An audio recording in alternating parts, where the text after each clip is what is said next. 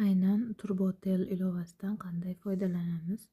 Bu ham bir Telegram. Bunda 10 tagacha nomer ochish mumkin. Mana menda 4 ta ekan, 10 ta ochish mumkin. Bu yerdan qanday foydalanamiz?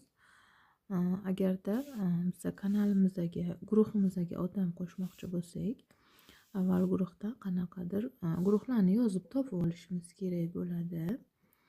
Topilgan guruhlar ham bor bu yerda. Bu yerdan aynan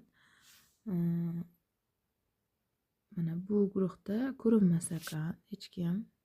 Biza oldin a'zolari ko'rinadigan guruh topib olishimiz kerak. Bu guruhni a'zolari mana ko'rinar ekan. Demak, bu guruhdan aynan biz qanaqa qilib odam qo'shamiz? Mana 3 ta nuqtani ustiga bosib olamiz. A'zolarni qidirishga bosamiz. Mana o'zi chiqdi, a'zolar chiqadi. Shularning orasidan belgilab tanlab olamiz. Reklama chiqaradi orada. Reklamani ko'rishimiz mumkin. Biza ustiga qattiq bosib turamiz. Bosib turganimizda belgilanadi.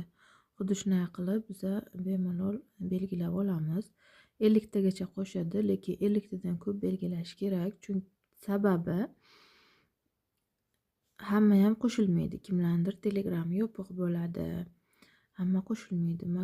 Bu 50 ta qo'shgani uchun 50 tadan ko'proq 100 ta, 80 ta tanlashimiz mumkin. Shunda kim Telegram ochiq bo'lsa qo'shadi. Agar hammaning Telegram ochiq bo'lsa 50 ta qo'shadi. Agar yopiq bo'lsa shunga qarab, siz tanlagan odamlarning ichida nechtasini Telegramni qo'shsa bo'ladigan ochib qo'yilgan bo'lsa qo'shadi, bo'lmasa qo'sha olmaydi. Mana tanlab oldik. Juda ko'p tanlaymiz. Hozir men sizlarga sinash, o'rgatish uchun qilyapman bu narsani. Bitta o'qib tanlab bo'lsangiz ham bo'ladi, faqat ayollarni yoki umumiy qilib shundoq tanlab tashlasangiz ham bo'ladi.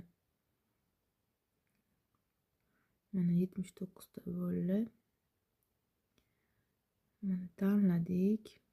Bo'ladi shuncha tanlaganimiz.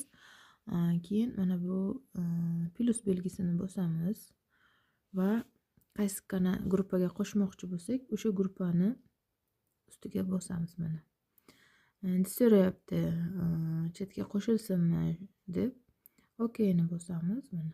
O'zi qo'shiladi. Kim agar qo'shilmasa mana shunaqa chiqaradi. Ya'ni bu yopiq insonlarni, Telegrami yopiq insonlarnikini chiqaryapti. Kimniki yopiq bo'lsa, ochiq bo'lsa, уже qo'shildi ochiqlar. Mana shunaqa qilib